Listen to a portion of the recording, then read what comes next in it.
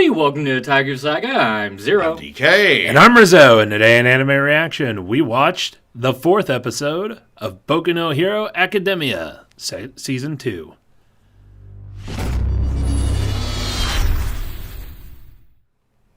If you want to check out our reaction to the 4th episode of the 2nd season of Boku no Hero Academia, hit that link in the description below. And be sure to give us feedback in the comment section because we love hearing from you. And as always, if you like what you see, subscribe to Otaku Saga. And don't forget to like and share our videos. And thanks for watching. So, Boku no Hero Academia, Season 2. Cavalry Battle. Episode 4. And a huge recap to begin with. Yeah, the recap was a little bit much. It was far too I much. almost want to pull up the episode again and see how much was actually recapped. Like how much time it took? Yeah. It was at least a couple minutes worth. Because, I mean, yeah, you got the whole series recap in the beginning, which has grown tiresome by this point. But then they go far back as to explain how, Deku won just by sheer luck, and now that he has the target on his back. And also the fact of All Might telling him, hey, this is actually fucking important, so actually fucking try. Yeah, so they go back to even before the festival fucking started. It's as if no one watched the first couple of episodes. It's ridiculous. Yeah. 3 to 4 minutes. Like Shadow says. Yeah. It seemed like that. I mean, I have short-term memory, but goddamn, I can remember at least that much. Yeah. But yeah, so the first half of the episode was all about creating the teams. Well, it is a shonen anime after all.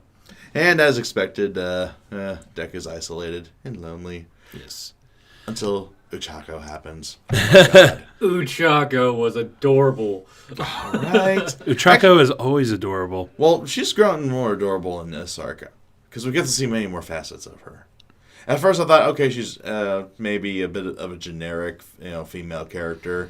But then you see more of her personality, her determined side, and oh my goodness, her jealous side this episode. Yeah, I don't want to give too much away, but I do like a little bit later. Probably not even this season, but a little bit later when. Oh yeah, don't forget her vomit. Sparkly vomit. But a little bit later when it actually starts to give character development to Ochako, which it does in the manga, which is awesome. But yes, Uchako is always adorable. But yeah, as one would expect, Deku's looking for a teammate. Look no further than Ochako. Of course. And then they're looking for another teammate, and they look no further than Ida, who actually turns them down. I like that. I do too. It shows Ida growing as a character. He doesn't he feels that a lot of times he's stuck in Deku's shadow. Yeah, I mean, just imagine if, say, in Harry Potter, Ron was part of another house or something. Something like that. You don't exactly have this, main group that always sticks together. And I was expecting that with Ida, Uchako, and Deku at first, but I do like that they're kind of breaking up here a little bit. I don't know if I'd... That's not one of my weird ones. Shut the fuck up. It's not a weird analogy. I just don't feel that it really fits so much because it's a very different type of school. Fair enough. Because in this school, basically you are competing against the other students the entire time you're in school because eventually you're going to need to... go out and become a sidekick and then go out and create your own hero agency. And even as a professional hero, you are competing against other professional heroes for popularity and also for for villains to defeat and things like that. Okay. That way, because of the way that hero agencies get paid by the government, you're always competing to be more popular so that you get a bigger following and you earn more money. Mm-hmm. And also you're competing for to take care of situations so that you earn more money. Okay. Kind of like what it showed in episode 1 of the first season where you get the wood guy, Kamui, I believe his name is. Yeah, you get Kamui. You get Kamui, taking care of a villain, and then he gets all pissed when Mount Lady comes through and takes the kill, really. The capture. Stealing fucked hard. Because she literally just stole money from him. Okay, that actually, all right, that does make more sense. Whereas if you graduate from Hogwarts, you're going to work for the Ministry, and you're going to be working together. Yeah. Okay, that makes sense. Yeah. Fair enough. So Okay. it's because the profession is so competitive. I guess it would kind of be like if you're going to a school for sports, but you were in an individual sport. Right. That would kind of be what it'd be more like. All right. Sorry to say that. Or you Actually, form small teams, but there was a lot of teams in the school or something like that. So you had to compete against each other in order to even try out for competitions, and then something like that. Yeah. I think would be a closer analogy. Okay. I'm trying to think of like what individual sports pay a lot besides MMA and golf, and like auto racing. There's really not a real world analogy, but Hunger Games. The Hunger Games. the Hunger Games, the school years. Oh God. boy. No, not the Hunger Games. Battle Royale with cheese. Get it right, JoJo. But so Ida decides not to join Deku because he wants to prove himself away from, like he wants to set himself a little bit apart. Yeah. As he said, they're still great friends. They can still be great friends. It's nothing personal. I just want to. I have to grow.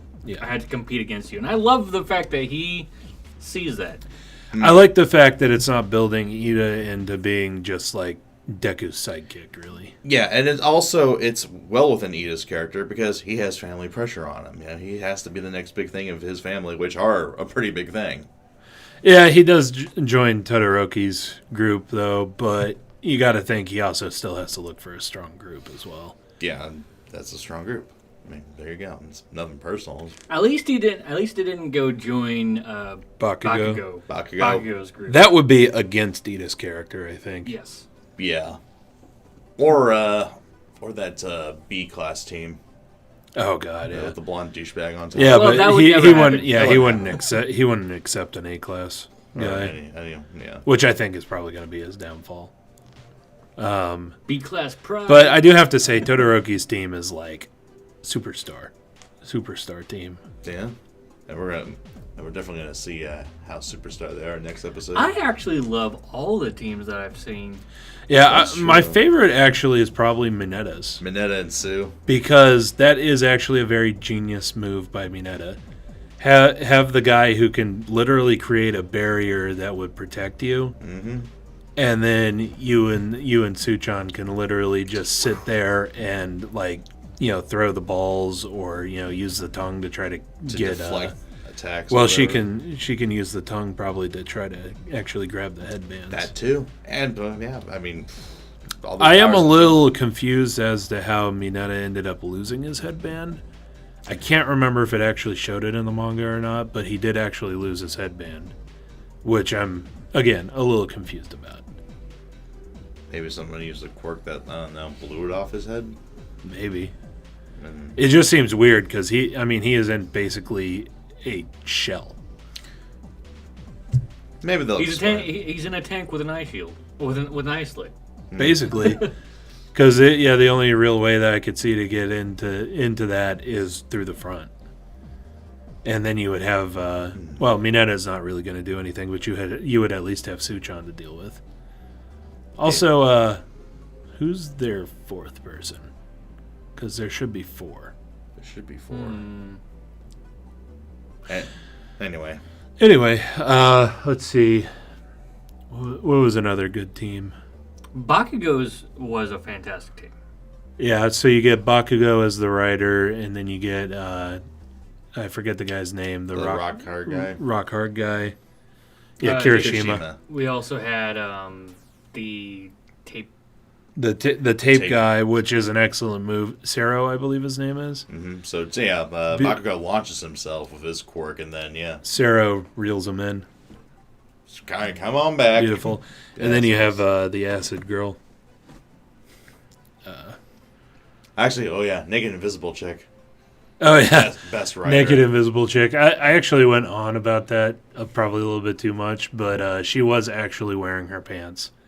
I thought that she was like fully invisible, so when you do the cavalry battle, the 2 people in back, if you want to put your arm out, They basically have their arms on the shoulder of the person in front, And they bait the and person, then their other Yeah. arm like on the on the edge of the shoulder, and then the person in the middle sits on the arms, and then puts their feet up on the other arms. Or no, they're holding hands with the other arms. Yeah. But yeah, they put their feet down on the other arms. So if she'd have been fully invisible, she would have been sitting on those two guys' arms, completely naked. juicy. As it is, she's just topless.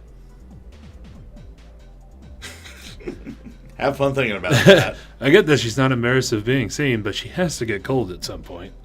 Yeah, probably. Yeah. Well, in the first season, Todoroki was able to freeze her out. It's like the it goes back to the League of Extraordinary Gentlemen with the Invisible Man Yeah. who Oh, God, yeah. has to deal with freezing I temperatures. don't know if any of you watched that movie. It wasn't that great of a movie, but I love that movie. Shut up. Well, the story concept's awesome, but the movie itself.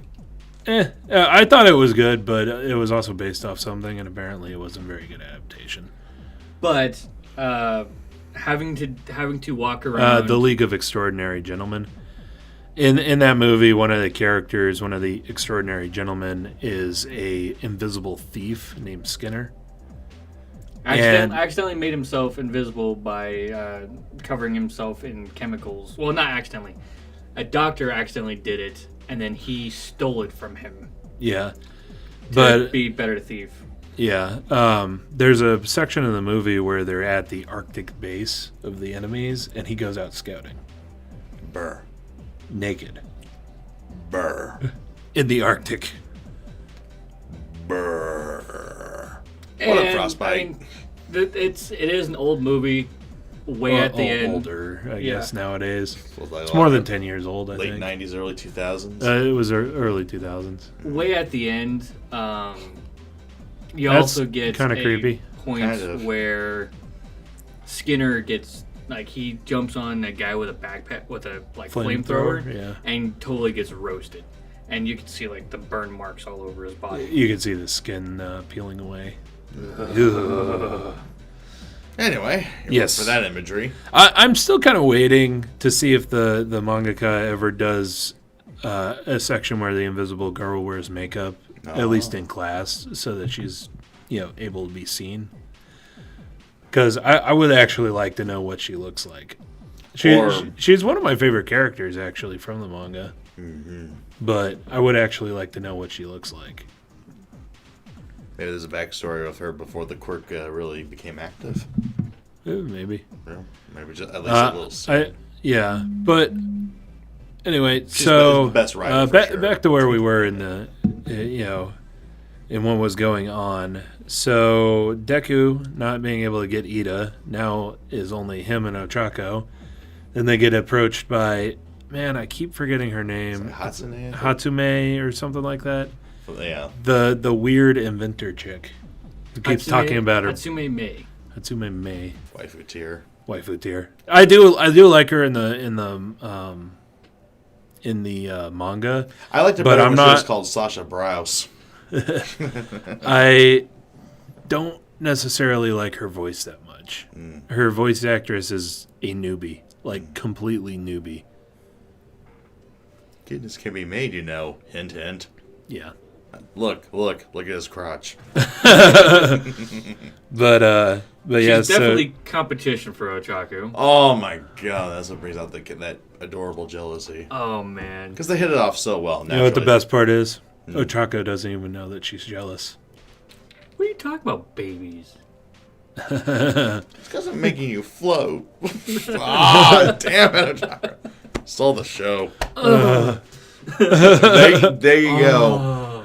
You know what? When she kind of looks sideways like they're that, getting along. she kind of reminds me of Keys in the Eye, doesn't she? Maybe without the blushing, but that sort of leery sideways look. 500 quid for that face. Going once, going twice. Sold. Anyway, 1,000. but we do get we still have one Which more one? person to get in Deku's team. Deku still doesn't have a full team. So the person that he goes up to, It's a secret. and then it goes to commercial. Eye catch. Yeah, it goes to eye catch. I don't mind, I like how they did it actually. I don't mind that. It's just such an old played out joke at this Yeah, point. A joke at this point. Yeah, played out trope. Yeah, just to get some cheap But suspense. yeah, so it was Sketchy Hands. What was the? I think it was like Something Tada. Kage. Yeah, the bird head guy. I Yeah. can't remember his name. There's so many characters. Tokuyami. Yeah, I really like Tokuyami's voice too. But yeah, so they get the bird head guy, whose quirk, if you don't remember, is having basically a shadow beast within him that can fight. Also, the fact that the shadow beast is its own like sentient being. Yeah, it's a part So of it, just- when they're flying through the air later, he can just he can tell it, hey, just watch out for attacks, and it can literally watch 360 degrees around them. Amazing. Yeah, and move completely independently as long as it's still touching Tokuyami. Mm-hmm. Yeah, And also, oh man, how badass. intimidating would that be? See that coming at you. Is a stand. Yeah, kind of actually, to. kind of. Pretty much. And it's actually really interesting because we also get a little bit of sound info from the shadow being. Mm-hmm. It's almost like this is Shadow Steel.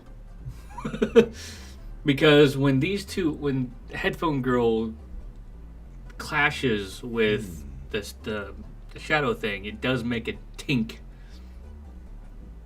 And kind of sounds a little bit more like scraping steel. So That was it's a interesting little bit sound. shadow. Yeah, that was interesting sound design. And then later on, when Bakugo takes his shot, the shadow thing absorbs all of it, just tanks it all. It just takes it all. Honestly, Bitch, please. honestly, Tokuyami is one of the more powerful characters in the series. Depending, like he has his weaknesses, but he is one of the more powerful characters. Boom! Yep. Yeah, right there. Right there. Eat it, literally. And yeah, that's But yeah, that's the team up, and then basically the entire second half is their team running away, because they don't have to take any headbands. As long as they protect their headband, they're gonna place first. But there is another team whose sole purpose is to take other headbands. And frankly, I think it's absolutely smart. It's a brilliant idea, and they also revealed what they were doing for the preliminaries.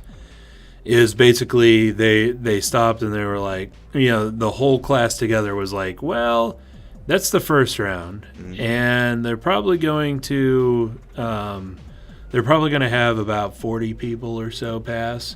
So don't go all out. Watch Class A to see what their quirks are, The clerks are. and just make sure you place above 40. And that was Class B's plan, and it worked. A sound strategy. Now they have A class scouted, and they're taking advantage, taking headbands left and right. Well, yeah, basically everybody in Class A except for Deku's team at this point does not have their headband, and I think Todoroki probably. yeah, Todoroki. Yeah. So there's two teams from Class A that still have their headbands. Everybody else got their headbands taken. Bakugo's pissed face. Oh, yeah. Oh, man. Hey, Oh my Kirishima, change of plans. Before we get Deku, we're I'm going to kill all these. these guys. Holy shit. Oh, Bakugo's such a badass. Oh my god. I'm pretty sure that's part of B class's plan too, though. Or at least the smirk on the B class guy, who totally looks like Macaulay Culkin, seems to suggest that they want to make him mad. Well, Play with fire. when you get mad, you kind of get stupid. Exactly. Well, and Bakugo's always mad, so there you have it. Yep. that explains some of the mistakes that he makes. But yes, so we end the episode. They're about halfway through the cavalry battle, so I imagine we'll see the end of it for the next episode. Sweet. I'm finally going to move on with this. Yep. Also, we get a closer look at Todoroki, the half and half guy. Oh, yeah. At the very end, he was like, I'm never going to use my left side. He's never going to use his fire side. Yep. Because... Ever. Yeah, because his dad's an asshole, so he wants to prove to his dad that he doesn't need his dad's powers to be a hero. Ooh.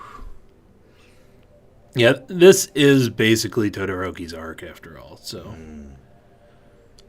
It does go deep, really, really deep. It's his arc, but they don't really go into this episode. Oh, yeah. So I think it's the next round of competition, it goes way more into it.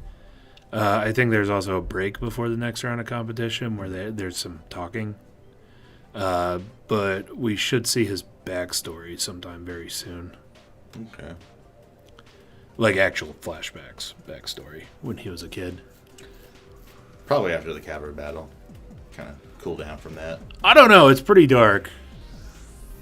But yeah, that's coming up. Can't wait to see what Deku does to get out of this one. Yeah.